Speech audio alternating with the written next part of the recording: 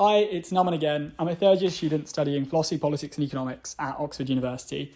And in this video, I'm going to show you how to do the 2009 TSA past paper in full. Question 1. Which of the following expresses the main conclusion of the above argument? So the statement that is stated in the passage, and it's what the passage is giving you reasons to believe and building towards. It often includes the word should. In the 21st century, many people aged over 65 are perfectly capable of working and are also likely to live longer than individuals did in previous times. If people work after age 65, there is more chance they will be financially self-sufficient when they do retire. Compulsory retirement ages have been long banned in the USA, and we should get rid of them in the UK also. This would be good for individuals and for the country. We should ignore those employers who complain that they will be unable to get rid of older and inefficient employees. After all, those who are really incompetent to do a job can be dismissed on the grounds of merit rather than of age. So here the conclusion is we should get rid of them in the UK also. It's an action, and it's what the rest of the paragraph is building towards. And you can see that because you've got several premises in this paragraph that support that. So premise 1 is that many people are capable of working after the age of 65. Premise 2 is that many people are likely to live longer than they did in previous times. Premise 3, that it will have this benefit of encouraging greater financial self-sufficiency. Premise 4, that it's already happened in the USA, which might give a good indication of it being a good thing to happen in the UK. We might call this premise 5. This will be good for individuals and for the country, but we might also say that that's just a contextual statement or an intermediary conclusion. We should ignore those employers who complain they will be unable to get rid of older and inefficient employees. After all, those who are really incompetent to do a job can be dismissed on the grounds of merit rather than of age. So this is premise 5 or premise 6, depending on how you're labelling them. Okay, which of the following express the main conclusion? A, it is unfair to prevent people working after age 65. No, this isn't actually talking about fairness. Many of the reasons it gives to support this aren't about fairness. They're about other things, like financial self-sufficiency or the consequences for the country. B, people who are incompetent to do a job can be dismissed. No, this is a reason to support the conclusion. It is not the conclusion. C, raising the retirement age will be good for the country. It's not saying to raise the retirement age, it's to get rid of the compulsory retirement age. D, the UK should abolish compulsory retirement ages. That's the answer. E, those who work beyond age 65 can be financially self-sufficient. That's a reason to support the passage. Question 2. What is the volume of this box in cubic centimetres? A manufacturer wishes to make an open-topped box out of the piece of cardboard shown below by folding up its sides. Okay, so this seems like a pretty simple question. Let's just be clear about what the net is. Okay, and so you've got your width, your height, and your depth. What is the width? Well, the width is going to be, but this 50 includes here and here. So let's remove those 5 centimetres on each side, which gives us 40. And then we've got the same here because it's a square. The height, well, the height is going to be this here, 5. So it's 5 times 40 times 40. Let's check our units are correct. Yes, they want it in cubic centimetres. So 5 times 40 is, of course, 200. 200 times 40 is, of course, 8,000. So that's the answer, C. Which of the following is the best statement of the flaw in the above argument? The government blames schools and teachers for boys underperforming. However, science tells a different story. Evolutionary biology shows that females have evolved to have better verbal and emotional skills than males because of the need in prehistoric times for women to take the lead in child rearing. By contrast, the need for males in prehistoric times to hunt in packs for food has made males more prone to violence and also skilled at calculating and planning. Neurologists have added to this insight by showing that the male hormone testosterone had an adverse impact on language skills. So clearly differences in educational performances between boys and girls cannot be explained in terms of failing teachers. Whoa, okay, there's a lot of flaws here. Firstly, it's not clear that evolutionary biology can explain the differences in educational performance because there talks about this evolutionary biology indicating benefits as well as negatives to males because of their biology. And so it's not clear that the overall impact would be them doing worse. It's also not clear that these biological impacts cannot be overcome by good teaching.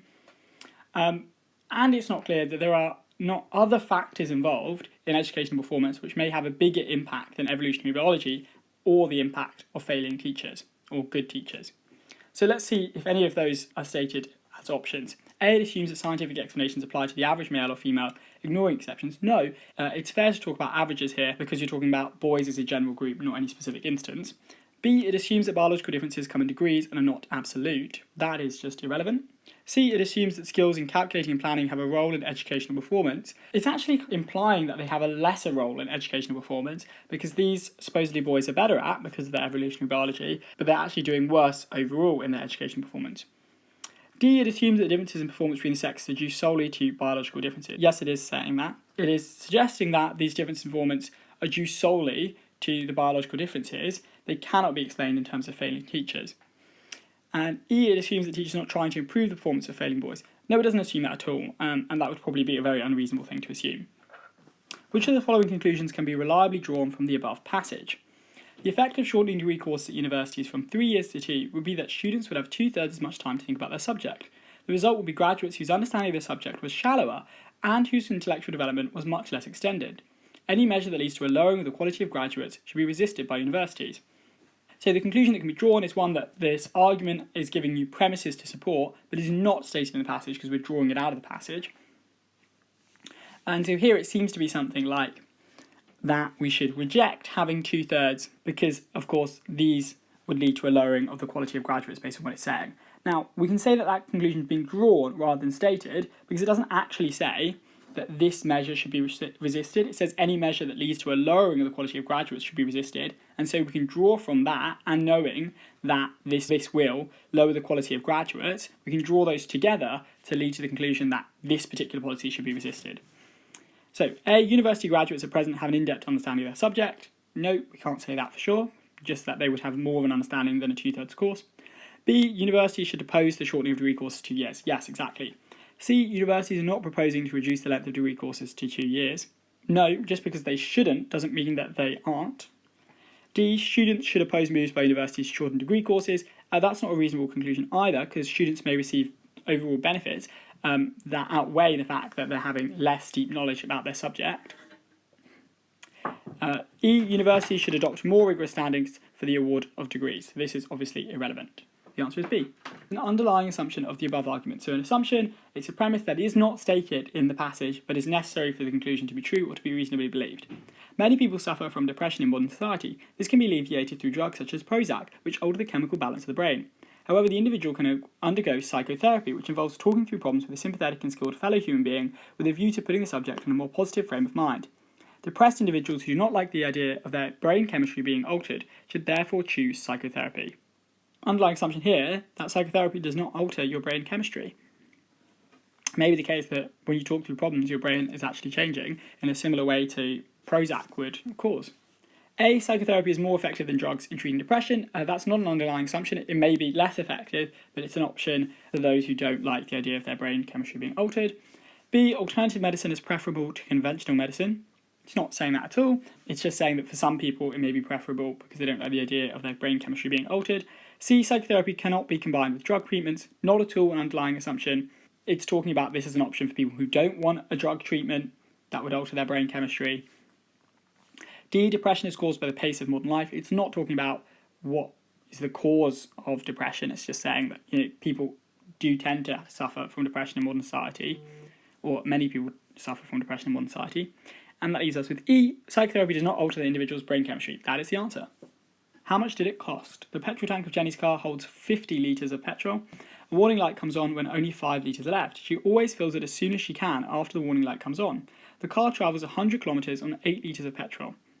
Last time she put petrol in, which she was able to do immediately after the light came on, she only had $6 with her, so she spent it all on fuel at 60 cents per litre.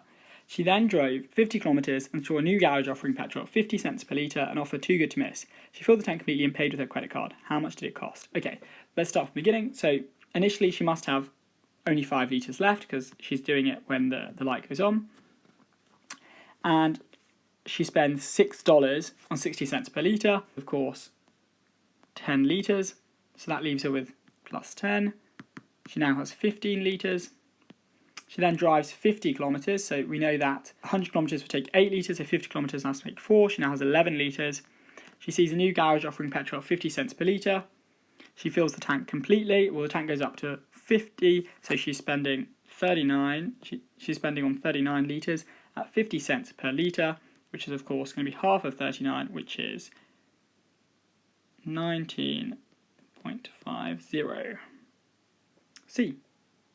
Which country's percentage growth per year remained consistently greater than half of its period 1 level throughout the following periods? Okay. The following table gives figures for the percentage growth per year of labour productivity per person per year in various countries during 3 periods. Okay, so obviously we only want to look at the 5 options. Let's just remove all the others. So we've got France, UK, Belgium, Germany, Denmark. Okay. Which country's percentage growth per year remained consistently greater than half of its period 1 level. Okay, so what is half of France's period 1 level? That is, of course, 2.7. So this is higher, but this is not, so it's not France. UK, half of that is 1.8. No, 1.5 is lower than 1.8, so not that. Germany, 4.5, 2.25. This is not higher, not Germany. Denmark, 4.3, 2.15. This is not higher. This was Belgium, let's just check it, 1.15. Yes, the answer is Belgium. Which of the following shapes could not be made from this table? Okay. The diagram below shows a rather unusual confidence table which may take a range of configurations. The three pieces are hinged together at the point shown by the circles. Okay, that's pretty simple. A can obviously happen, right? We can just see how that goes there, and that goes there. Okay, B. Ooh, can B happen? So B, we can imagine this going up there, and that will produce this. And then this can go there, and then we have the whole thing. So yeah, B is not the answer. C. Looks like C can happen, right? Because we just turn that one that way and that one that way, and that gives you the whole thing. Yeah, so it's not C. Okay, let's try D. So D immediately looks very difficult to happen, right? Because if we do this here, then how do we get that over there? Okay, D doesn't look particularly possible, but maybe we haven't thought hard enough about it. Let's try E though, because it seems quicker. And E looks quite possible. Yeah, E looks possible, so it looks like D is the answer. Which of the following, if true, would most weaken the above argument? So, something that would undermine the premises or conflict with the premises such that they no longer give you strong reason to believe in the conclusion. Zoos are entirely unsuitable places for animals. People visit zoos to learn about animal behaviour, but the animals they see are likely to be behaving in abnormal and neurotic ways because of the cramped and unnatural conditions in which they're kept. Zoos should be closed down and the money saved should be reallocated to the protection of natural habitats. So the conclusion is, zoos should be closed down and the money reallocated. So it's clear that's a conclusion, of course, because using should, because the other statements in the passage give you reason to disbelieve it. So let's see anything that would undermine one of these premises. What is the key premise here? The key premise here is that they're unsuitable places for animals, that people go to see normal behaviour, but they actually see abnormal behaviour. A, humans living in cramped conditions can also become neurotic. That doesn't give you reason to undermine the passage. It's just irrelevant. B, school children can learn a great deal about animals from visiting zoos. Okay, that might give you some reason to support the argument, but it's not very convincing, right? What can they learn about animals when it's saying that it's learning incorrect things about their behaviour? So I'd like to see something stronger. See, many of the animals at present in zoos would not be capable of living in the wild. That would actually give you reason to strengthen it. It would suggest that their behaviour is very abnormal, they're no longer capable of normal behaviour. D, the protection of wildlife habitats is very costly. No, that might even strengthen the passage. E, zoos enable endangered species to survive by breeding them in captivity and then reintroducing them to the wild. So I think the answer is E, because this is telling you that it's actually in the interests of these endangered species, whereas the passage seems to suggest, as one of its premises, that this isn't not in the interest of these animals. And the question is asking which of these most weaken the above argument. I think this weakens it more than B does, and that's the right answer. Which of the following is the best expression of the flaw in the above argument? So something that means that its premises don't lead to the conclusion, they don't give you strong reason to believe in the conclusion. Observations of the brains of adult human subjects before and after periods of intense memory recall, for instance preparing for the exams taken by London taxi drivers testing their knowledge of London, have shown surprising results. When comparisons were made between brain scans taken at the start of the preparations and at the end, it was found that the parts of the brain responsible for memory had actually increased in size. This would seem to suggest that just like a muscle, the brain increases in size and power the more it is used. People who want to improve their overall IQ, therefore, should simply take a very large number of IQ tests. So the conclusion here is that if you want to improve your IQ, just take a lot of IQ tests. That is a pretty bold conclusion from these observations. So the observations are telling us that the more you use your memory, maybe increasing in size, is actually a jump to say it's increasing in power. And then we're going from memory to the brain, which seems to be a big jump as well, to suggest that the whole of the brain works just as it might on memory when we don't have observations of the brain doing other functions. So let's see which of these options capture one of those jumps. A, London taxi drivers are not necessarily represented the population as a whole. That is not the key flaw because, it's using that as an example. It's saying there's been several observations presumably in different circumstances. B, it assumes that there is a single part of the brain that's responsible for one's IQ. It doesn't need to assume that. There could be many parts that are responsible for IQ, they all just have to perform in a similar way to the memory. C, it draws a general conclusion about intelligence from a particular example of memory. This is it, this is exactly what I'm referring to. We have used studies based on memory to make an assumption and conclusion about the entire brain. D, it does not state how many IQ tests constitutes a very large number. It doesn't need to. E, brain size is not necessarily dependent on the extent of mental activity undertaken. No, it's actually undermining that. The passage does suggest that brain size, at least the part of the brain responsible for memory, is dependent on the extent of mental activity undertaken. Which of the following is a statement of the main conclusion in the above argument? There is widespread and justified concern about the reliance on expert opinion in law court cases. Where experts disagree on an interpretation of the facts, there is always the possibility that the more charismatic and persuasive expert's opinion will prevail for this reason alone. Their reason for holding the opinions they do can be more to do with their own personal prejudices than their professional expertise. However, if we want justice to be done, we should distinguish sharply between this and expert evidence, which is not reliant on interpretation. It would be a tragedy if key advances in tackling crimes such as matching DNA were regarded with suspicion just because such evidence came from an expert witness. So the main conclusion here seems to be that we need to distinguish between expert evidence and expert opinion.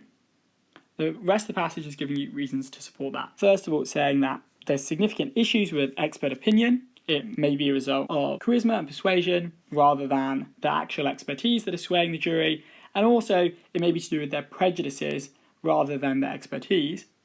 But it's important that we distinguish this from expert evidence, which we should think highly of, things like DNA, which are not reliant on interpretation. So there's three premises there that support the conclusion that expert evidence needs to be differentiated from expert opinion, and that we should have concern about one and not the other. A, the widespread concern about the use of expert opinion in legal cases is justified. So this is a conclusion, it's one of the things that it's putting across and giving you reasons to believe, but it's not the main conclusion, it's not what the passage as a whole is getting at. B, it would be most regrettable if evidence such as DNA became suspect in legal cases. No, that's not the main conclusion, that's a premise that gives you reason to support this main conclusion. That, if we didn't distinguish between expert opinion and expert evidence, we would have this regrettable consequence where DNA is becoming suspect when it shouldn't be. C, in the interest of justice, we should distinguish between expert evidence and expert opinion. Exactly. D, expert opinion may arise from personal views rather than professional knowledge. Again, this is a premise that's used to support the conclusion. E, juries may be swayed by the personal characteristics of those presenting expert opinions. Premise, not the main conclusion. And the answer is C. How far is it from his house to the post office? Ionis lives at the bottom of a very steep hill. Worse than that, the post office is at the top. Every Thursday he must go there to collect his pension. He can walk only at 2 km per hour uphill, but manages 4 km per hour downhill. The round trip, excluding the wait at the post office, takes him 4.5 hours. How far is it from his house to the post office? So what this is telling us is that he goes up here, and he goes down here again, and it takes him 4.5 hours. And going up is 2 per hour, 2 kilometres per hour, and going down is 4 kilometres an hour. So this is a really simple algebra problem. So we know distance equals speed times time. We know the time, so let's use that to get the distance. So the time is 4.5, and that is equal to x over 2 plus x over 4 if the distance up is x. Gives us all over 4, we've got 2x plus x equals 4.5.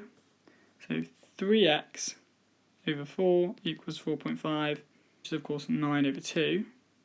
So 3x equals 9 times 4 over 2, which is 18. 3x equals 18. X equals 6 kilometres. B. Which company should I use to receive the lowest telephone bill? Telephone network operators offer customers a choice of tariffs with a tariff broken into two parts. A fixed monthly rental charge regardless of use, and B, a charge per minute of call time used. The table below shows tariffs offered by 5 companies. All figures are given in pounds. I'm considering taking contract with one of these and estimate that I will use 100 minutes of call time per month. Okay, so you've got the fixed monthly rental plus a charge times 100. Let's assume that I am a high user. So Activering would cost me 50 plus 5, that's 55. So we know that's going to be less than Bellaphone already, so Bellaphone is not the answer at this level at least. We know that's going to be less than actually all of these. Okay, so now let's see if I'm a medium user, what is the situation? So 20 plus 30 is 50. Okay, so now let's see if anybody can beat 50. 20 plus 25, 45. Yeah, so it's not this one or this one. It's 45. Okay, 20 So this is also 45. 10 plus 45 is 55, not that. 10 plus 40 is 50, so not that. Let's see if anybody can get 45. This is going to be, of course, 60, 60, 55, 45 plus 5. No, not this. Okay, so which company should I use to receive the lowest telephone bill? This is actually 35, so this would be 55. And so the answer is B. Which of the following statements is not true? 100 pellets of chicken food will feed 1 large chicken and 2 small chickens for a day. 175 pellets of food will feed 2 large and 3 small chickens for a day. This is a simple algebra question. 100 equals 1L plus 2S. And 175 equals 2L plus 3S. Let's double this one. So you've got 200 equals 2L plus 4S. Okay, so that gives you S. S is 25. And then input that back in here. 100 plus L plus 2 times 25. 100 equals L plus 2 times 25, which is, of course, L plus 50, which means L equals 50. Okay, cool. A small chicken can be fed for longer than a day with 30 pellets of food. Yes, because a small chicken only needs 35. B, 70 pellets of food is sufficient to feed a large chicken for a day. Yes, because it only needs 50. C, a large chicken eats twice as many pellets as a small chicken. Yes. D, 2 large and 4 small chickens will need 200 pellets of food a day. So 2 large is 100 plus 4 small is 100, which gives us 200. Yes, which means the answer must be E. 3 large, 150 plus 10 small is 250. We'll need 450. No, they will need 400. And that's the answer. Is a conclusion that can be drawn from the above passage. That means it's not stated in the above passage, but the premises within the passage give you reason to support it. A dishonest act such as stealing money from a handbag or cheating in school may arise for one of many different reasons, but the reasons may be consistent with the personality of the individual involved. One child may steal, for example, in order to show off, another to get money to support a hobby, or to get a birthday present for a younger sister, another to express aggression or hatred against the person from whom he or she steals. One child may steal in order to avoid punishment for academic failure, another because of personal ambition, another to express contempt for the system. Okay, so it seems to be saying that people may steal for a number of different reasons that may be consistent with their personality. It's not actually obvious where this is going beyond that, so let's see if any of the options give us an answer. A, it is wrong to assume that a child who is dishonest in one kind of situation will be dishonest in others. Yeah, that seems like a very reasonable conclusion to draw, because a child's dishonesty is a product of their personality and that situation. B, a child who cheats does so for very complex reasons, but it doesn't have to be particularly complex, it just has to be to do with their personality. So the reasons they give are not particularly complex at all, the examples they give. C, a child whose motive is generosity towards someone should not be blamed for stealing. Not at all, it's not saying that. It doesn't go as far to say that it's not immoral or that we should support it, we shouldn't blame them or anything like that.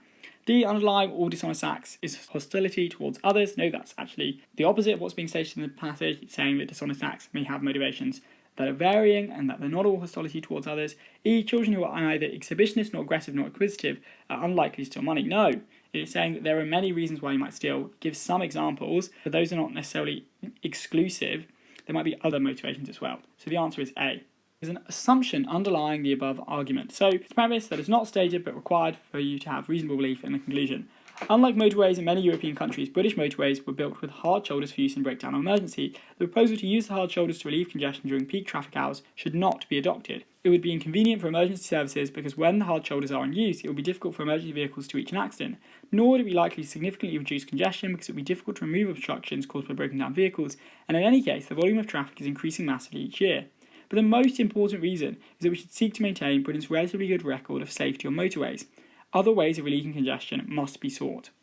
So the assumption here seems to be that for this to be the most important reason, it needs to be the case that hard shoulders undermine that relatively good record on safety, when actually it may be the case that using the hard shoulders to relieve congestion advances or maintains Britain's good record of safety. So A, Britain's record for motorway safety is the best in Europe. It doesn't assume that at all. It's just saying it's got a relatively good safety record and that this would be threatened. B, congestion on British motorways is not a major problem. I'm not saying that. You could believe all of this and accept that congestion is a really big problem, but you're more concerned with Britain's relatively good record on safety.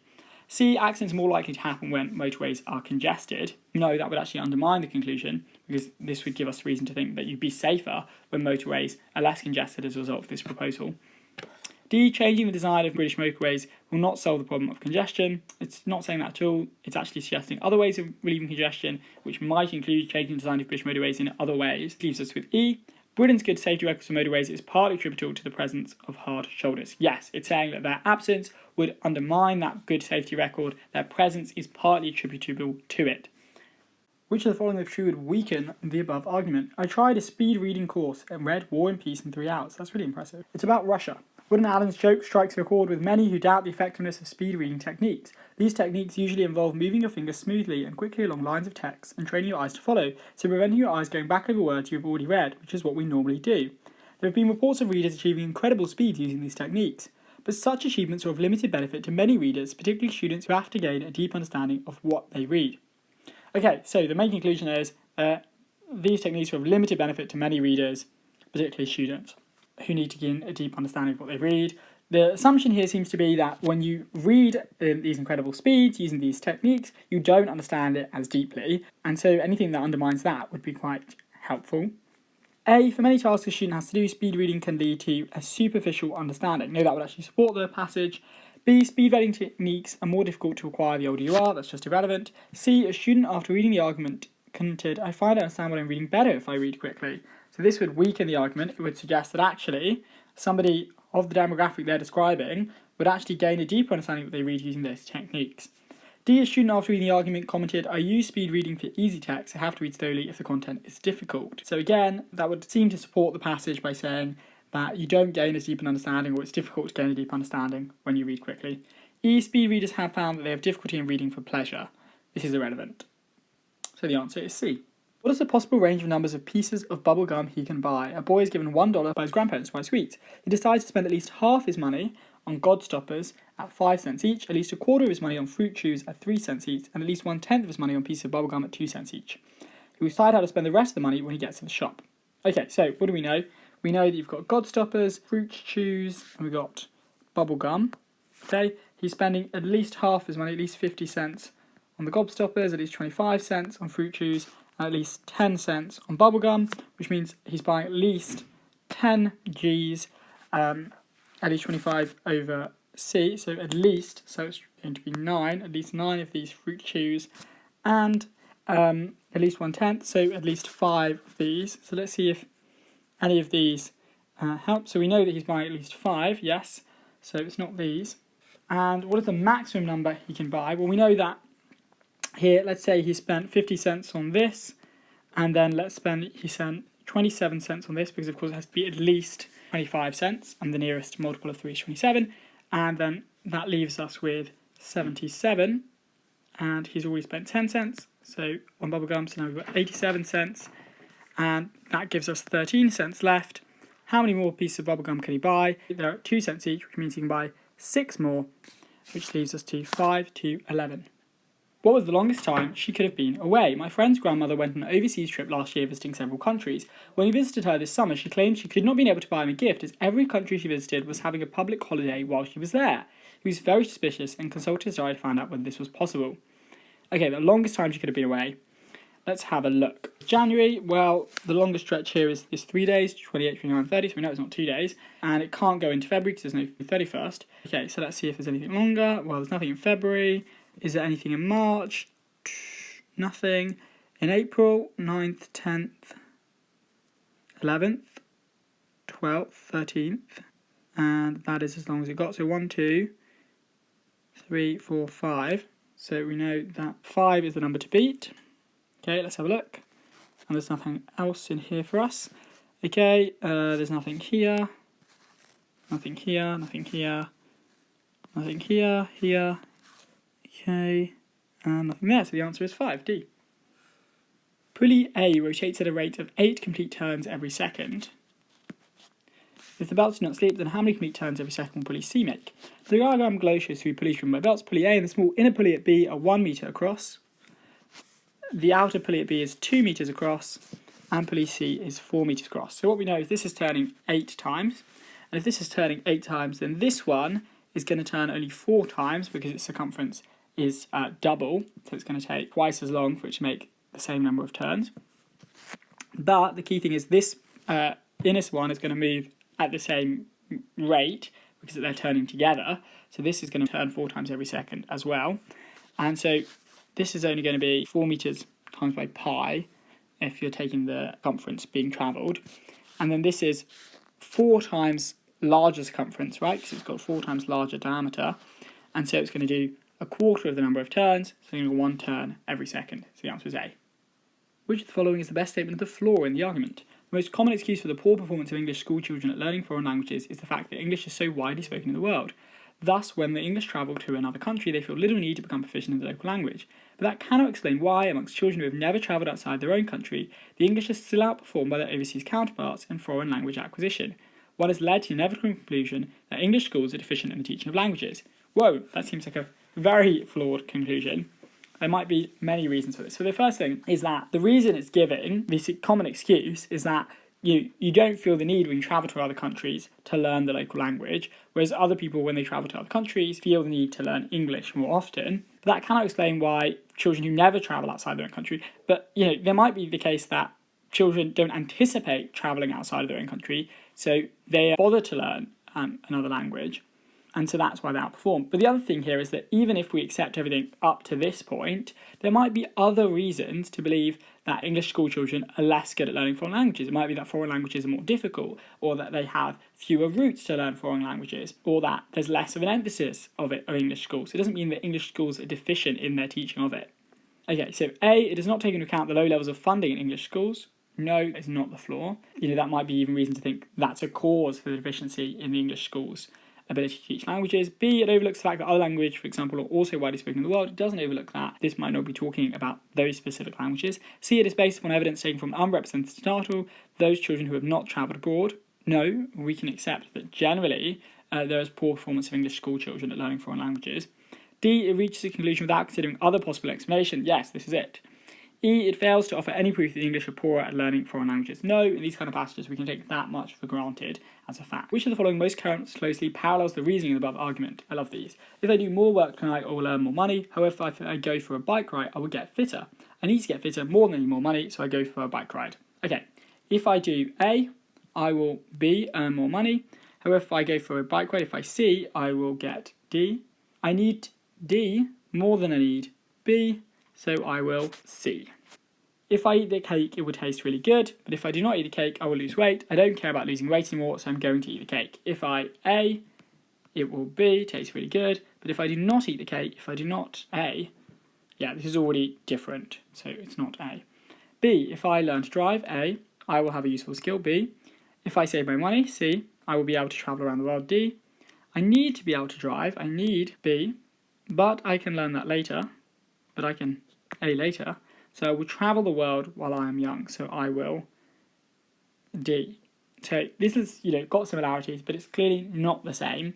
This one goes, ours goes A, B, C, D, D, B, C. This one goes A, B, C, D, B, A, D, so it's clearly different.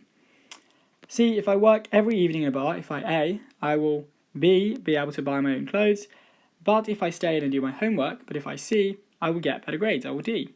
Right now, it is more important to me to earn my own money. It's more important to me. This is close to A. I think close enough I will accept it. But I know I will regret it if I get bad grades. But I know I will regret it if I get D. So I only work 2 evenings a week. No, this is an E. This is some kind of compromise. No. D, if I do the housework, if I A, the house will be clean and pleasant. B. If I go to the pub, C, I will be relaxed and pleasant. D.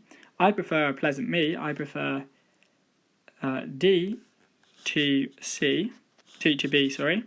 So I will C. This looks really similar to what we had in the passage. If I A, I will get B. If I C, I will get D. I prefer D to B, so I will C. Yes, this is exactly the same. The answer is D.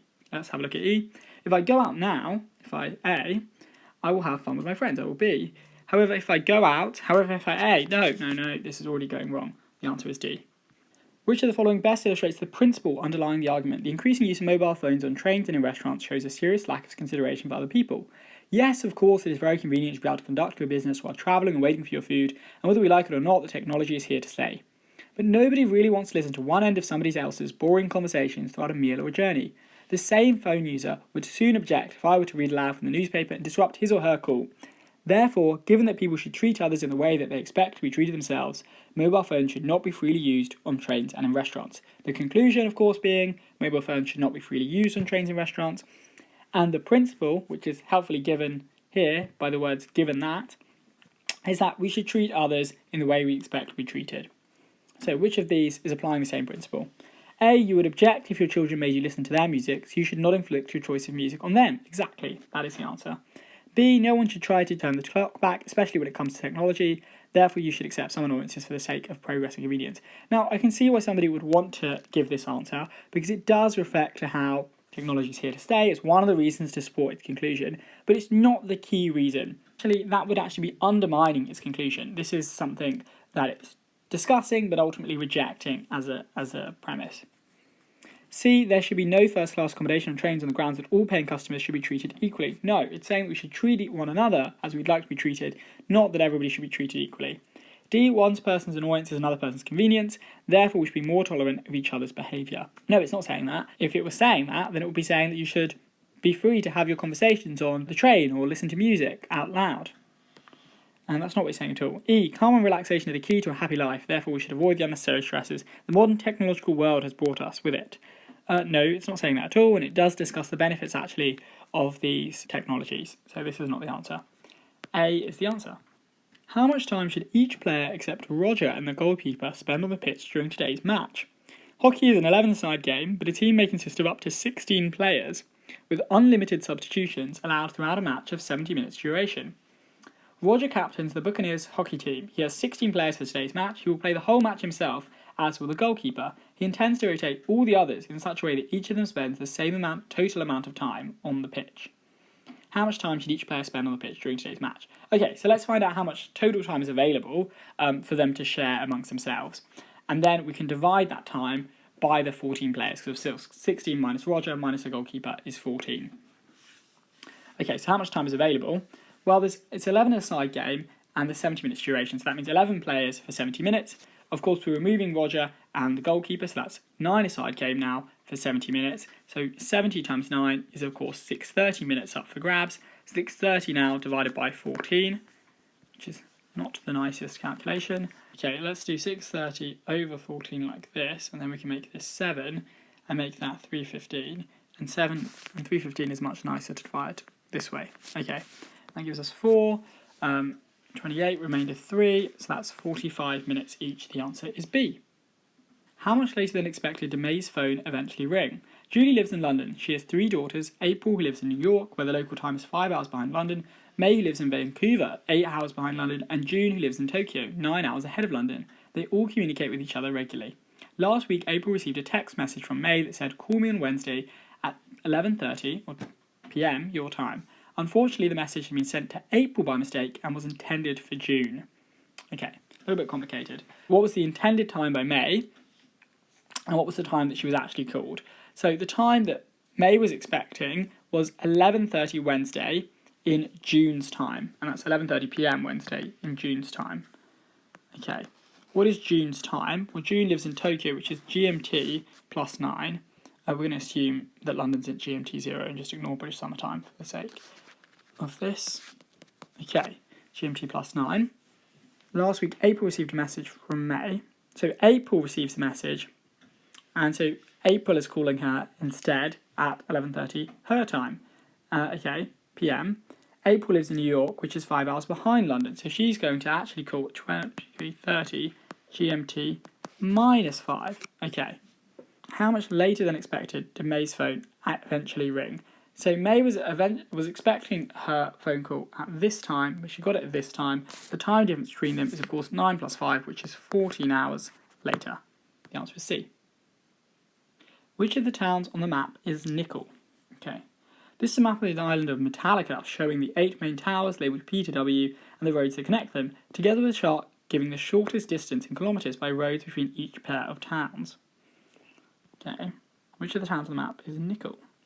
So, what do we know about Nickel? So this is Nickel. And Nickel is these distances away from these other places. Okay. Well, let's have a look. What is the longest distance from a place. Ooh, so these are not direct routes. Okay, so let's look at the shortest distance. The shortest distance is 28 kilometres. So Nicola's got to be able to get somewhere within 28 kilometres. So it could be this one, this one, this one, this one, this one, this one. Okay. QRSTW. QRSTW. Okay, so R is not an option. STW. Okay, we removed R at least, and we know that it's not P or V because the question is not giving those as options. Okay, let's have a look. Let's say it was Q. If it was Q, then it would also be 30 kilometres away from somewhere. Nicola's not 30 kilometres away from somewhere, so it's not Q. Okay, let's imagine it's S. If it's S, it's also got to be 12 kilometres away from somewhere. It is not 12 kilometres away from somewhere, so it's not S. Okay, say it's T. T looks promising, right? So it would have to be 40 kilometres away from somewhere, because 28 plus 12 is 40, which it is. It would also have to be 28 plus 44 away from somewhere, which is, of course, 72. It is. Okay, that's promising. Before we go any further, let's check out W, because that might be an easy cancellation. So W has got to be 63 kilometres away from somewhere. Yes, it is. And it's got to be 28 plus 28 away from somewhere, which is, of course, 56. 56 is not an option. It is not W. Therefore, it is T. Which of the following best expresses the main conclusion of the argument above? Overqualification is sometimes cited as a reason for rejecting an applicant for a job. But to qualify means to reach a certain standard regardless of the amount by which that standard is surpassed. If someone holding a first-class honours degree is rejected for a job on the grounds that academic excellence is less important than, say, a caring attitude, that is not a case of overqualification in one direction, but of underqualification in another. For this reason, applicants should not be rejected because they are overqualified. Any explanation for failure should always be in terms of shortcoming. So, this is really easy again because it's got the words should not. Now, there's another sentence here that has should, so you might be trapped between these two. And if you look at this sentence carefully, the second part, any explanation of failure should always be in terms of shortcomings, explains the first part, which can't be said the other way around, which therefore means the main conclusion is the first part. Applicants should not be rejected because they are overqualified. Okay, let's see the options. A, there are no circumstances in which someone can be overqualified for a job. No, of course not. Overqualified just means that you surpass the qualifications. You can be overqualified, and it's not denying that. It's just saying that you shouldn't be rejected because of it. B, holding the highest academic qualifications is not always as important as having the right attitudes. It is not saying that. It actually discusses an example where somebody might have the highest academic qualifications and that might not be as important as having the right attitudes for a particular job. But that's not the main conclusion. C, the definition of the word qualify sets no upper limits on the standard that can be achieved. Yes, this is being stated in the passage, but this is a reason to support its conclusion, not the actual conclusion itself. D, employers should be honest with unsuccessful applicants when explaining why they've not been appointed. It's not actually giving this as a conclusion. It's saying they shouldn't be rejected on the basis of overqualification, but it doesn't mean that you have to be honest with unsuccessful applicants about why they're rejected. It may still be right. It may still be justified to be dishonest about that. The author is not expressing a view on honesty in this situation. E, overqualification should not be given as a reason for not appointing someone to a job. Yes, the reason for not appointing someone should never be overqualification. Which of the following is a conclusion that can be drawn from the above passage, drawn being here that is not stated? The so-called baby boomer generation, people born in Britain in the late 1940s, early 1950s, will enjoy a good chance of reaching a ripe old age. They benefited from a diet that was austere but healthy when they were children, and this has influenced their adult tastes. In addition, people in this age group have given up unhealthy activities such as smoking cigarettes. In contrast, the generation represented by those currently in their 20s and early 30s are in danger of experiencing serious health problems, which would decrease their life expectancy. This is the Big Mac generation, whose childhood diet was high in fat and sugar, which they continue to crave. They also show worrying tendencies to indulge in binge drinking and other health-threatening activities. So it seems to be getting towards the idea that those in this generation of the early 30s and 20s are not going to be experiencing the same healthy long age as their parents had, or their grandparents had. A, health is largely determined by factors which the individual can control. This is not the conclusion, although it seems to be something that this person believes, but that's not the conclusion. It's not what the argument as a whole is getting towards. B, health education is becoming less effective in controlling behaviour. No, it's not saying that this is to do with health education at all, actually. It's not actually speaking about why people are having less healthy diets. It's just saying that they are and less healthy other behaviours. C, the trend towards ever-increasing life expectancy will be reversed. Now that's quite a strong conclusion. I think that is too strong. It is suggesting that it's possible that they won't experience such long lives, but I think to say that the life expectancy is actually gets shorter is unclear. But let's have a look at the other options. Are good. D, the Big Mac generation would be wise to change their lifestyle. See, this I think is a much more reasonable conclusion. That's within which it has sufficient evidence for. It's suggesting that there's a lot of reasons why they should change their behaviour, otherwise it's going to affect their life expectancy. E, the health service will be put under greater strain in the future. It's not talking about the health service. Just because you have worse health does not necessarily mean that there will be worse strain on the health service. It might be that you die earlier and then you put less strain on the health service because you don't have so many years using it. The answer is D. Which of the following is an assumption underlying the above argument? A kidney can be taken safely from a living person and can save the life of a dying patient. Given that the demand for kidney transplants exceeds the supply of donated kidneys, the law in the UK that forbids people to sell one of their kidneys should be abolished, because this will result in a greater number of successful kidney transplants. People are worried that it would involve rich patients exploiting poor potential donors, but selling one's kidney to support one's family is not very much different from supporting one's family by working in a dangerous occupation. Some patients have bought kidneys and received transplants in other countries where the risk to their life from such operations can be great. It's a very strong conclusion here. It's saying that we should allow people to sell their kidneys. And what are the reasons that it has to support that? Well, it's going to save lives. The demand is greater than the supply. And that would tackle that, resulting in a greater number of transplants. So 1, 2, patients worried that it's going to be about rich exploiting poor, but it's saying the exploitation of the poor already happens, so why not let it happen in this way too? Or why is it so much worse for it to happen in this way as opposed to a different way where it might happen otherwise? And then some patients have bought kidneys and received transplants in other countries through this life, and people are willing to do it, willing to purchase kidneys, not necessarily sell them, but purchase kidneys in areas where the risks to their lives are greater. So the idea being presumably that if you don't give these kidneys, these people are, some of these patients may go abroad and get them and then experience risks to their own life, and that can be avoided. Okay, so which of these under assumptions? A, poor people are not able to receive kidney transplants. That's not an assumption required to get a conclusion. This might not be about poor people at all. It might be about saving the lives of the rich. B, some people in the UK would be willing to sell a kidney. Yes, this is the key idea, that if you were abolishing this law, the number of successful kidney transplants would go up, is based on the idea that some people are going to be willing to sell their kidneys.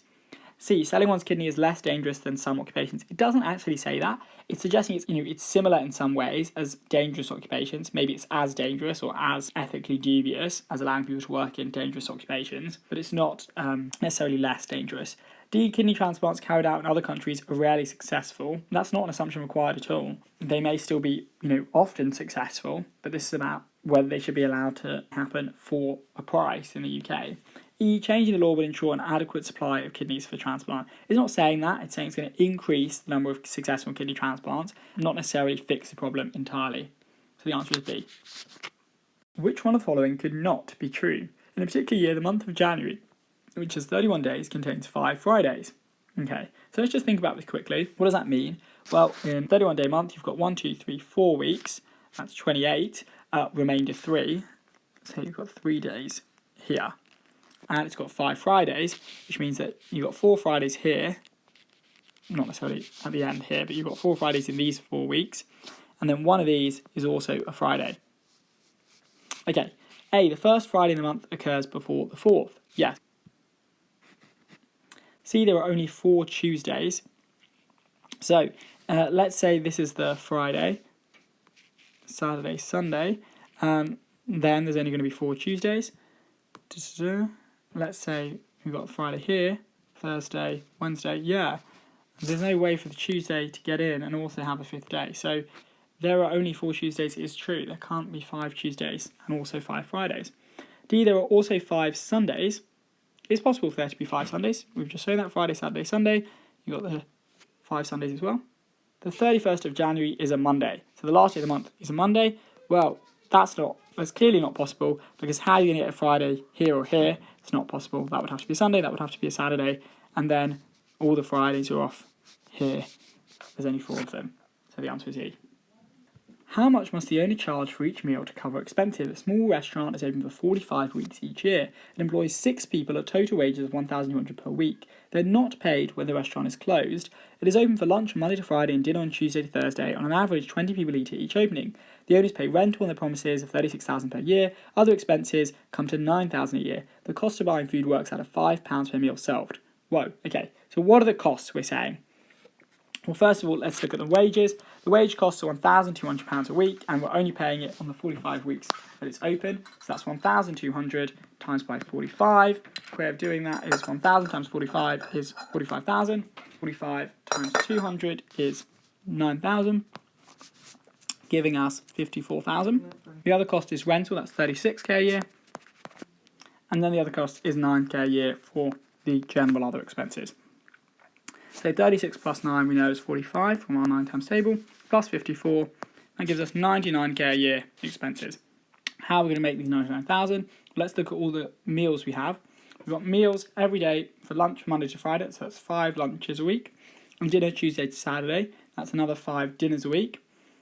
And on average 20 people eat at each opening. So 5 times 20 times 20, so that gives us 200 meals being served a week. And it's open 45 weeks a year.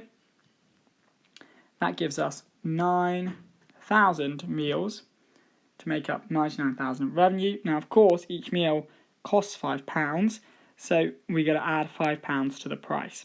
But anyway, 99,000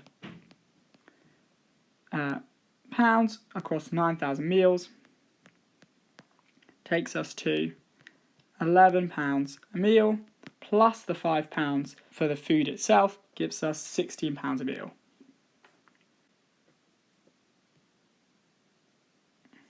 Four of the artists drew possible maps, but the fifth got the connections wrong. Which map below is based on incorrect connections? Bowdoin City has just installed a new tram system. Several artists have been asked to come up with a map of the system which marked. It may not show the exact relative positions, shows the connection between them correctly. The 5 maps are shown below. So let's have a look. In A, what we see is this has got 3 connections to it. This has got 2 connections. This has got 3 connections. This has got 3. This has got 2. This has got 3. I'm noting down the number of connections each node has because that looks like it's going to be the differentiating factor between these things. You know, this is a map that shows the connections between points, and a quick way to check that they are accurate is that they have the same number of connections for each node. Now, other things are going to be like how those connections are actually mapped out, whether they've got the same number of nodes, but here we've got 3, 4, 5, 6, and it looks like they all have 6 nodes. Yeah. So that's not going to be enough. Okay, let's look at B. 3, 2, 3, 3, 2, 3. Is this looking similar? This one here is comparable to this one here. It's got 3 other 3-node things connected to it. And then one of those has then got 2 nodes connected to it. No, yeah, this is the one here. That's similar to that. Okay. Let's have a look at C. 3, 3, 4, 3, 2. So it looks like C is the answer because neither of these have 4 nodes connected to anything. But let's have a look at the others. D, 3, 3, 3, 2, 3, 2. Yeah, it's definitely C. And then E, 3, 3, 3, 2, 3, 2. So we can see it's definitely C because in C you've got one that has 4 nodes attached to it. 33. Which is following would most weaken the above argument? In cricket, the world's fastest bowlers bowl at speeds of over 90 miles an hour. When the bowler releases the ball, he is less than 20 metres away from the batsman, which means that the batsman has less than half a second to react to the ball and select his shot. According to scientists, this is impossible. There is simply not enough time for the necessary thought process and muscle reactions to occur. And yet this is exactly what happens. This just shows how science can too easily fail to explain things due to its own limitations. Whoa, okay. This might not be about science's limitations. This might be about what it's describing not actually happening, right? It may not be the case that he's actually reacting to the ball and selecting a shot. It may not be about thought processes and muscle responses. It might be better described another way. For example, he might be acting on reflex, which may mean that the necessary thought processes aren't occurring. A, in order to play against bowling at this pace, the batsman's response has been a learned reflex rather than a conscious decision. Exactly. B, it is only with the aid of high technology speed cameras that the speed of the bowler's delivery can be established. irrelevant. Although that might imply, you can find a way to connect it if you say, well, that might mean that these speed cameras are inaccurate and therefore it's actually not the speed and therefore it's not about science. But we're really taking it far away from what we're saying here. C, tennis players often have to return serves which travel in excess of 100 miles an hour over similar distances. That's not going to weaken it, that's going to strengthen it. It's another example of a similar situation where science seems to not be able to explain it. D, there's much that science has yet to discover the ways the mind works and how it affects the body. Again, strengthens it. It says that science is so far inadequate currently. E, batsmen can often be too slow to react to fast bowling and consequently get badly hurt. No, this isn't going to weaken the argument. This is just irrelevant, right? Because the argument is talking about batsmen who are able to react. And if there are at least some that are able to react and that can't be explained, that's enough for that, for the conclusion to perhaps be the case. Just because there are some other batsmen who are too slow, that's just really irrelevant. It doesn't tell us anything about the conclusion. The answer is A. Which of the following best explains a flaw in the above argument? Education in this country has entered a spiral of decline. In recent attainment tests, almost half 11-year-olds performed at an under-average level. Oh, that's funny. Just immediately you can see under half performing at an under-average level. If we're defining average as something near half, then of course almost half are going to perform under it. But anyway, the government claims that standards are improving as a result of league tables and national curriculum strategies, but these results prove that tests are simply getting easier. We badly need to return to the teaching and assessment methods of the 50s. There's a pause here. One, I've already noticed about this average thing seeming a little bit odd. Secondly, that just because standards are improving, that's not sufficient to suggest that tests are getting easier. That doesn't prove that tests are getting easier. It might suggest it, but it's not going to prove that tests are getting easier. Maybe that students are performing better.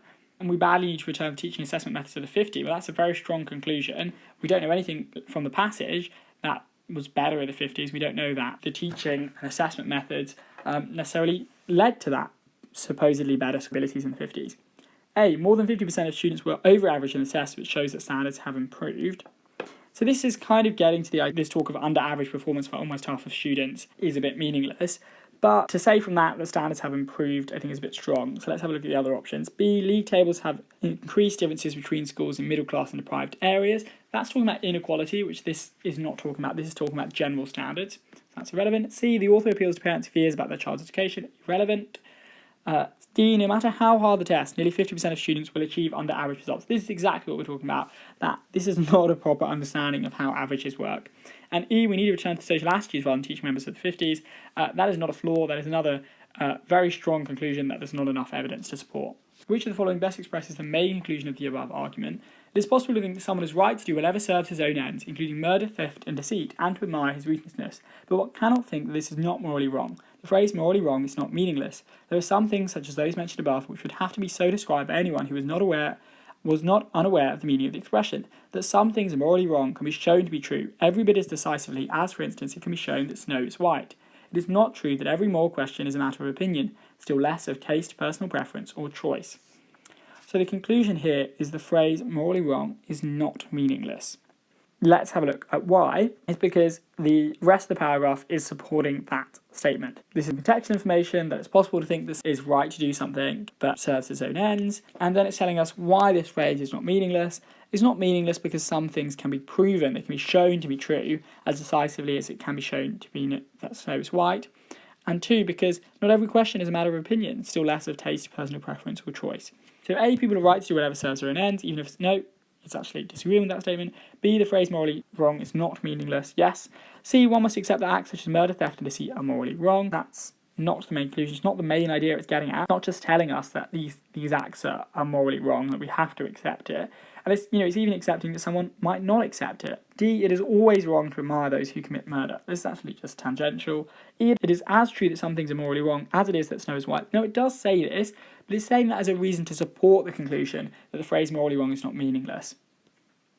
How many calories did I use up on the rowing machine? The rowing machine in our gym has a display that tells the user how much work they have done. The display shows the following information. Today I've used the machine 3 times, each time as part of a circuit of training using several machines in the gym. During my 3rd time, I reset the counter after rowing 500 metres. Okay, how many calories did I use up? This seems quite a simple question, but they're giving you a lot of information that can confuse you. In your first round, you did 400 metres, and you would have done 50 calories if you did 500 metres, so therefore, of course, you did 40 calories. Second round, 600 metres, you would have done 55 and 500, so this is, of course, 6 over 5 times 55, which is, of course, 66. Okay, you did 800, for your first 500 metres you did 60, and then you did 300 more metres, and you did that would have been 40 calories for 500 metres, but of course you're into 3/5 of that, which is 24. So add that up, you got 100 plus 90 is 190. B. Which of the trees above would be her best choice? When Mrs. Brown looks out of her back room, a bungalow 7 metres high and 30 metres beyond her garden fence is just obscured by a shrub in her hedge, which is 1.6 metres high. She wants to choose a tree to plant beside the shrub, which when fully grown will have the same effect on a small block of flats 20 metres high beside the bungalow. However, she does not want it to be much bigger than necessary or block out her light. So this seems clearly a question about ratios.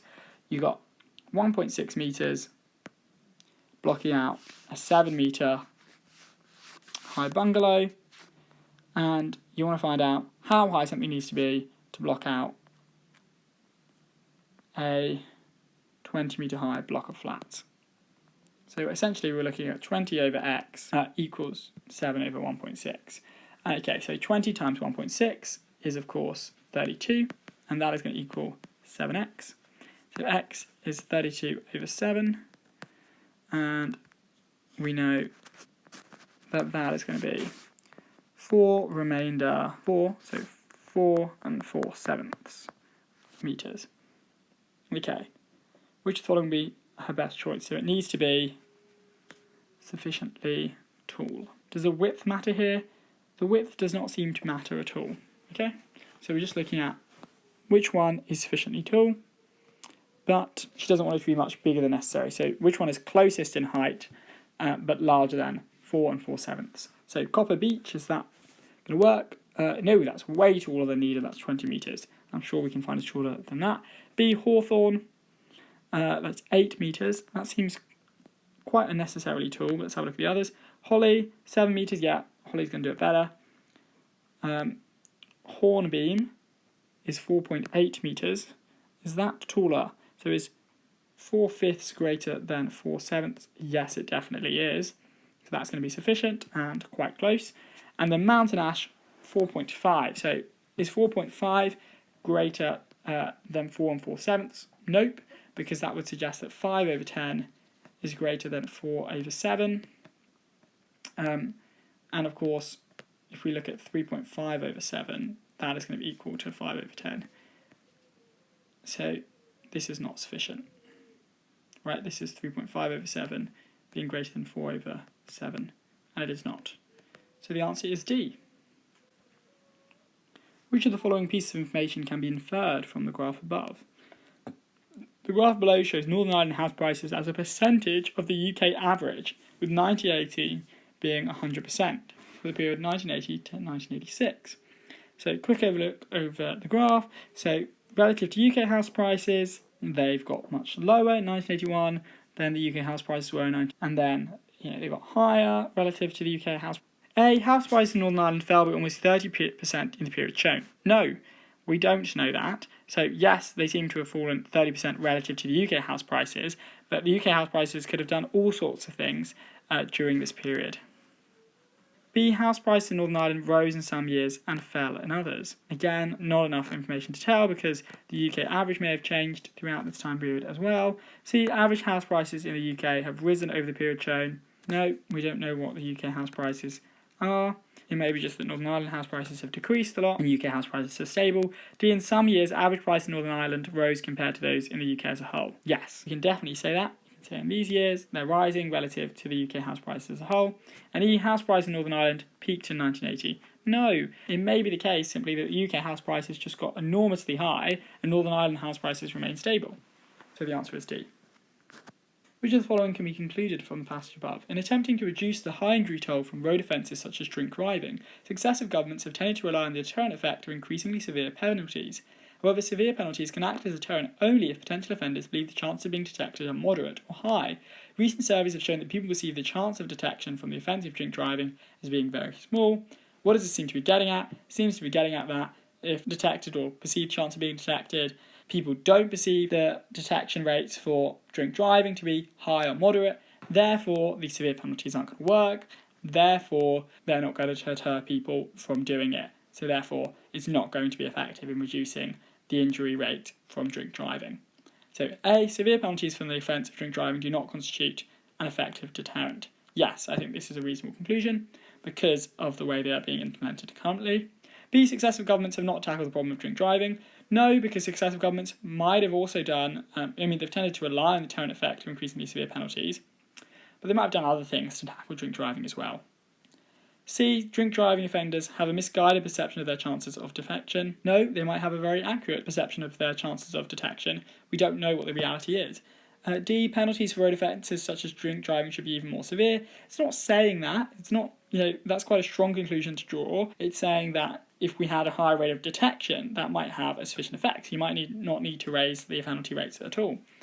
E, there might be better ways to tackle drink driving, for example, education. There must be better ways. It's a very strong statement. It may be the case that this is the best of many bad ways. So the answer is A. Which of the following is an assumption on which the argument depends? Athletes who have huge potential to draw both live and television audiences expect to be rewarded financially for their skill and hours of dedication and training. However, large prize money at televised meetings does nothing to help future generation of athletes who need time off work and give facilities to achieve their potential. The only fair solution is to take a levy from top athletes' pay to ensure money is available to help the up-and-coming participants. Otherwise, the burden will fall on the general taxpayer or on the future athletes and their families, with the result that some will inevitably fail simply through lack of money. Let's look through the options. A, the majority of top athletes come from poor backgrounds. It's not saying that at all, it's just saying that some will fail, which means at least some are from backgrounds such that they will not be able to take the time off work and pay for the good facilities required to achieve their potential. B, countries will give financial help to young athletes to produce more winners. This is not required to be true in order for the conclusion to be true. It may be that all countries, regardless of their financial help, are equally likely to produce winners, but there's still reason to believe that some are not able to achieve their potential because of lack of funding. C, it is not fair for the general taxpayer to have to subsidise athletics. Now this seems like it's the answer because it's coming up with this strong conclusion that the only fair solution is to take levy from top athletes' pay, and that the burden falling on the general taxpayer or on the future athletes and their families would not be fair. And that seems quite a strong conclusion, and it's based on the assumption that it's not fair for the general taxpayer to have to subsidise athletics. D, it is not possible to train and have a part-time job. It's not actually saying that, it's just saying that in some cases, not in all cases, but in some cases, in order to achieve fully their potential, athletes may need to take time off work and pay for good facilities. E, top athletes deserve the large rewards they receive in return for their efforts. It's not discussing whether they deserve large rewards in return for their efforts, it's just saying that they have some kind of obligation. It would only be fair for them to pay some of that money to ensure that up-and-coming participants have opportunities as well. So the answer is C. Which of the following most weakens the above argument? Undoubtedly, early upbringing affects your social adjustment in later life. A recent study demonstrated that many children of parents who act aggressively towards their offspring grow up to be violent as adults. Consequently, if we could stop parents behaving aggressively towards their children, we would be able to eliminate a significant proportion of violence from our society. Now, the assumption it seems to be here, correlation is not always causation. It's saying that many children of parents who act aggressively towards their offspring grow up to be violent as adults, but it might not be because their parents acted aggressively towards them. It might be a third factor which increases the likelihood of their parents who are acting aggressively towards them and them are also growing up to be violent, such as a broader violent environment or other factors. If it were the case that there was a third factor, then it wouldn't be enough to stop parents behaving aggressively towards their children. But let's have a look at the options. A, it is not possible to legislate against aggressive behaviour of parents towards their children. No, that wouldn't undermine the argument because the above argument is conditional. It's saying if we could, then this would happen. It's not saying that necessarily practical or possible. B, in many cases, children who are treated violently by the parents make sure their own children do not suffer in the same way. This does not weaken the above argument. Just because there are many cases of children not being violent towards their children doesn't mean there aren't many other cases of children being violent towards their children. These cases are not sufficient to eliminate the concern about those other cases. C, what were considered reasonable methods of discipline in previous generations are considered to be assault today. Strong statement and also not weakening the above argument. It's irrelevant. D, continuing poverty and deprivation are the major causes of aggressive behaviour in both adults and their children. So this is talking about a third factor, and this is a very strong reason to weaken the above argument. Because if there's a third factor, then stopping parents behaving aggressively towards their children will not be sufficient to eliminate a significant proportion of violence from our society. E, many parents become violent when they are unable to control their children's behaviour. It's irrelevant and not a very nice thing to say. How many numbers can I choose from? To take part in the National Lottery, entrants must select 6 different numbers between 1 and 49 inclusive being it includes 1 and 49. My mother asked me to buy a national lottery ticket for her. Choose any 6 numbers you like, but make sure that each one is a multiple of 3, or contains a 3, or a 6, or a 9. The quickest way I think is just to write out these numbers. So let's quickly do it. 1, 2, 3, 4. Choose any 6 numbers you like, but make sure that each one is a multiple of 3, or contains a 3, or a 6, or a 9. Okay, so let's do multiples of 3 first. So 3, 6, 9, 12, 15, 18, 21, 24, 27, 30, 33, 36, 39, 42, 45, 48. Okay, then contains a 3, 6, or 9. So let's first do contains a 3. These all contain 3s, and then these all contain 3s. Any other number contain a 3? Nope. Okay, contains a 6, and then contains a 9. Okay, let's pick them. 31, 32. Ooh, I must have counted wrong, but I'm assuming it's 31. Let's just check.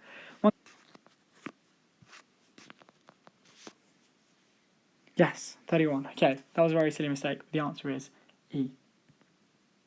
How many more days holiday will he get before he leaves? Oliver's first job is with Butler Engineering. The company grants paid holiday each year on the following bases. Oliver decided to leave Bubble Engineering on the 10th anniversary of his starting there. Part of his reason for leaving is that he's never been able to take his full holiday entitlement. Oliver knows the company always avoids adverse publicity by giving the full entitlement once employees give notice. How many more days holiday will he get before he leaves? Okay, so how does it work? First 5 years you get 20 days.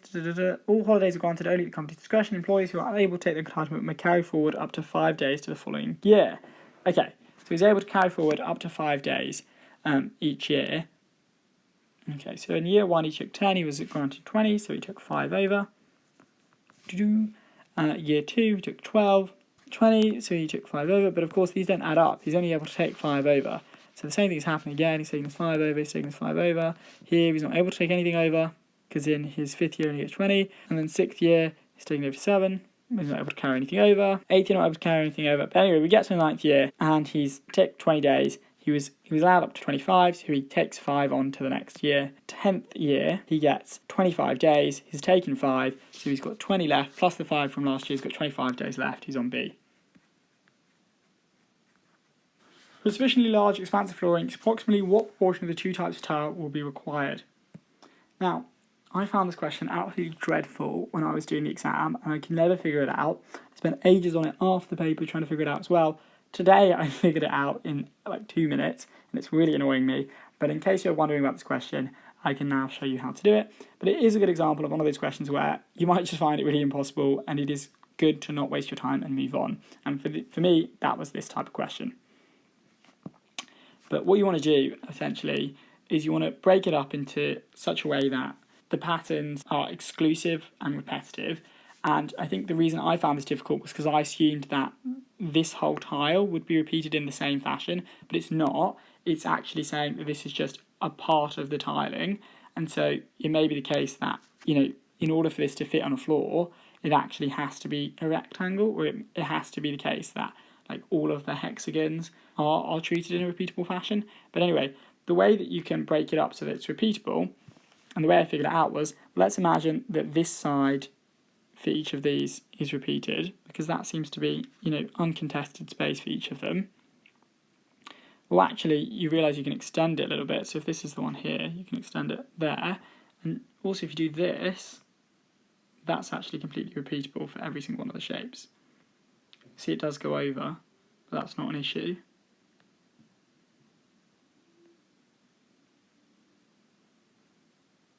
And then that's entirely repeatable and identical. And then how many little triangles are there for each hexagon? 1, 2, 3, 4, 5, 6, 7, 8, 9, 10, 11, 12. So there's 12 to 1. And that gives us 1 hexagon to 12 triangles. And that is the right answer. Which of the following best expresses the main conclusion of the above argument? In Britain, wetland areas have traditionally been used for cattle farming, which requires drainage of the land to allow cattle to graze in summer. However, maintaining the marshy conditions in wetlands is vital to the survival of the varieties of wildlife and plants which are exclusive to such areas. Because the interests of agriculture and of conservation are thus in conflict in wetland areas, water levels should be regulated by an independent body to enable balance to be achieved. Water levels should be regulated by an independent body. That's what the conclusion is. Really obvious because it says should, and it's at the end. And the rest of the paragraph gives you reason to believe it. A, water levels in wetland areas should be regulated by an independent body. B, a balance should be maintained. Yeah, it is saying this, but it's actually calling for a specific course of action in order to achieve that. C, the interests of different groups using wetlands are irreconcilable. It's actually not saying that. It's suggesting at the end that we can reach some kind of compromise.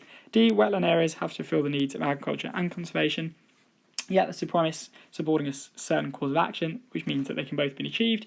Wetland areas are a rare natural resource which needs special treatment. It is saying this, but again, it's a premise that leads us to a set course of action. And the answer is A. Which of the following most closely parallels the above reasoning? The proportion of time people devoting their lives travelling between A and B has been constant over history, so the advent of high-speed forms of transfer simply means that people will travel greater distances. Now, the algebra method doesn't look like it can be used here. What we can see is we've got a three-part equation between time, speed, and distance. Time is remaining constant, speed is increasing, so therefore distance has to increase. So what we're looking for is another one that has a three-part equation with one part staying constant, another part increasing, leading to a third factor that is connected to those things, overall increasing. So A, mortgage loans have always represented 3 to 4 times a person's annual income. So the mortgage's share of income is constant. A rise in average earnings, so one part of the equation is increasing, therefore an increase in mortgage lending. Yes, this looks like the right answer. You've got a ratio or a formula, and with one part of that formula increasing and another part remaining constant, the other part is being forced up. B, the ratio between mortgage repayments and total expenditure per household has always been constant, so more expensive food will mean more debt. Now, this has got the same kind of structure, but more expensive food is not close enough to total expenditure. Right? The food may be more expensive, but that doesn't necessarily mean you're spending more overall. C, with a fixed rate of mortgage and interest, an increase in house prices will mean that inflation will rise. No, these things are not clearly related in a formula. Inflation is a third factor that is unrelated. Well, that is not related by a formula stated. D, the increase of home ownership has been in proportion to the rise in average earnings. So increase in home ownership has been in proportion. So the increase in house bidding means people are earning more. So this is means here is being used in the context of explains rather than means as causal. This will cause that. And so that's not the answer. E, the proportion of new to old homes on the market has always been constant. So an increase in housing development means that more old homes are being renovated. So this is close, right? You've got the proportion staying constant, you've got an increase in housing development, increase in new homes, but the third factor here is not what we're looking for, increase in old homes, but old homes being increasingly renovated is not the same as the number of old homes increasing. This just is something else is happening to the old houses. Now, we can see how, them being renovated might lead to them being more homes, but that link is not clear enough or definite enough. So the answer is A. Here we go, reaching the end. Which of the following applies to the principle used in the above argument? There's recently been concern about people who had blood transfusions. Some blood donors have gone on to develop CJD, the human form of BSE, mad cow disease. There is a small chance that people who have received this blood may also go on to develop CJD. However, the risk is small, there is nothing that can be done about this disease, and informing the patient will cause anxiety. For all these reasons, the NHS should not take steps to inform the people who may be at risk. Principle is a little bit of a misnomer here because there seem to be 3 principles at stake, which is that where the risk is small, where there's nothing that can be done, and where informing the patient will cause anxiety, we shouldn't inform someone.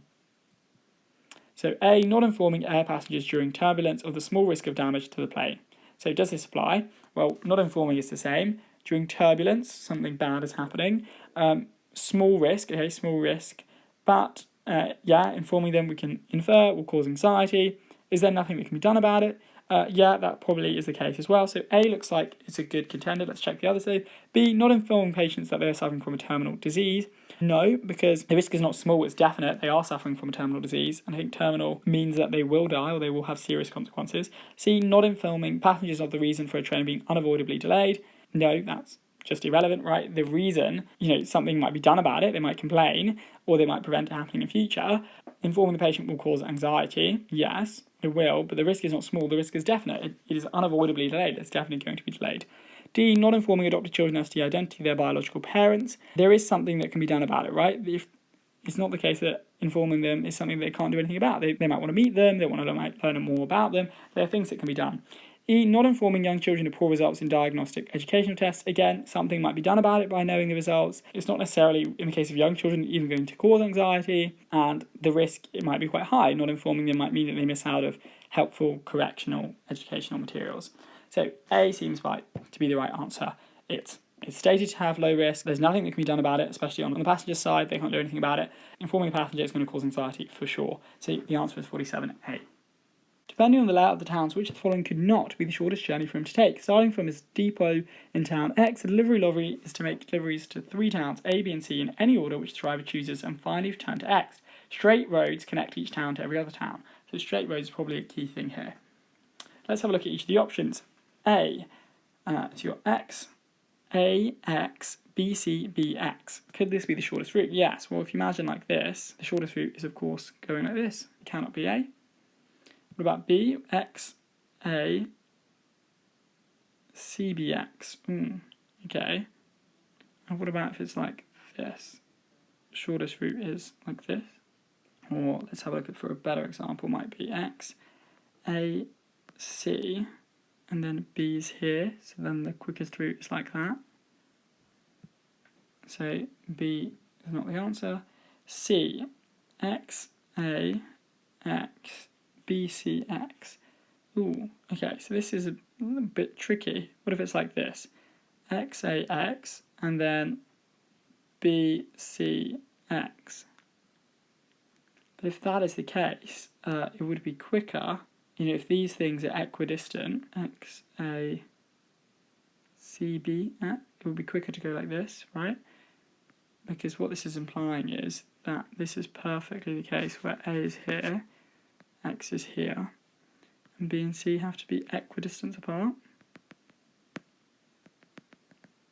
And what we know is that this route is definitely going to be quicker than this plus this, because it's a straight line between 2 points, and any straight line is always going to be quicker. So that can't be the answer. So it looks like C is the answer. But let's have a look at the others. D, X, B, A, yeah. So X, B, A, B, C, X. E, X, A, B, C, B, A, X. Yeah. Just to be really clear on C, let's go through it again. In order for it to be the case that it is quicker to go back through X than to go directly to B or C, it needs to be the case that B and C are on the other side of X. So it needs to be the case that B and C, let's say they were over here, it would definitely be quicker to go back through it. But if it's the case that B is over here, then it's not the case that it would be quicker to go back through X. It would be quicker to go straight to B. And so the only way it's possible is if you've got XA, B, C. But if you have that, well, there is no way of going, because we've only got straight lines in this universe. There's no way of that happening. Okay, well, let's say you've got C here instead. Still, it would be quicker to go XA, C, B, X, because that is a shorter overall distance than to go XA, B, C, X. So the answer is C. How much mains water would you expect to use in an average summer? A rainwater butt in Jones' garden fills from a flat roof of an equivalent area of 25 square metres. The butt holds 200 litres and is full when Jones starts using it in the summer. During the gardening season, 160 litres falls at each square metre of the roof. Only half is collected as the rest evaporates. Joan uses 100 litres from the butt to top up her garden every 25 weeks. If there's not enough water, she completes the job with mains water. During the summer, there is never enough rain to overfill the butt. Okay, how much mains water would you expect to use in an average summer? So essentially, we've got to figure out how much she needs and how much she uses. So she uses 100 times 25 weeks, so 2,500 litres. And how does she get it? Well, she's got 200 to start with, because it's already full. Plus, you get 160 times 25 weeks to 25 metres squared, which is the same as 160 times 100 over 4, which gives us 4,000.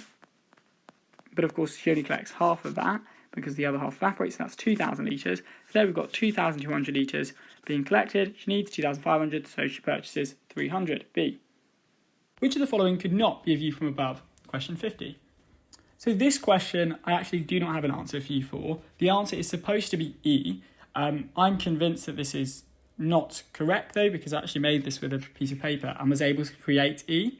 So I think this question may be wrong. However, if you are able to do it, please do let me know in the comments how you were able to do so.